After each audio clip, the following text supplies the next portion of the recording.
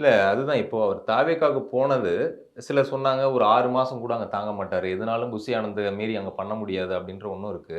இப்போ 2 நாள்ல கார்த்திகை தீபத்துக்கு போட்ட வார்த்தையே வந்து டெலீட் பண்ற நிலைமைக்கு தள்ளப்படுறாரு இல்ல அப்படின்னா, அப்படிலாம் அந்த நீங்க ஒரு புரோட்டோகால அவர் இல்ல, ஃபாலோ இல்ல. பண்றது ஒரு நிகழ்வு வச்செல்லாம் ஒரு இத முடிவு பண்ண வேண்டாம். ம். ஒரு ட்விட்டர்ல முடிவு பண்ற ஆளா சார் செங்கோட்டையன்? அப்படி இல்ல.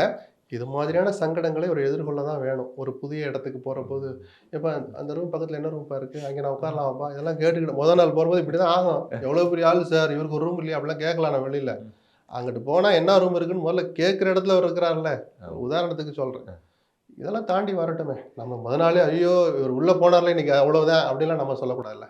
இல்ல. நம்மளும் அவரு அந்த வந்து ரசிகர். தேர்தல் பிரச்சார வியூகத்தெல்லாம் முன்னாடி வடிவமைச்சிருக்காரு. ஜெயலலிதா அவர்களுக்கு அப்படிப்பட்ட ஒரு எக்ஸ்பீரியன்ஸ் எக்ஸ்பெர்ட் அப்படின்னு பார்த்தா கூட, இன்னைக்கு இருக்கிற டிஜிட்டல் யுகத்துல வந்து Google மேப்பே போதுன்றதெல்லாம் பலருமே சொல்லக்கூடிய நேரத்துல, செங்கோட்டையன் வருகை விஜய்க்கு, தாவேக்காவுக்கு பெரிய பலமா இருந்தாலும் வெளியில இருந்து பார்க்கப்பட்டாலும், அது செங்கோட்டையனுக்கு எந்த அளவுக்கு பலமா இருக்கும்? ஏன்னா, ஒரு ஆர்கனைஸ்டு ஒரு லெகசி இருக்கிற ஏடிஎம்கேல வந்து அவர் கமெண்ட் பண்றதும், அத ஃபாலோ பண்றதுக்கும் அந்த தொண்டர்கள் ஈஸியா இருப்பாங்க.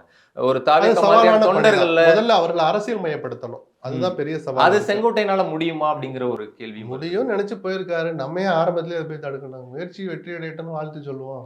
அ.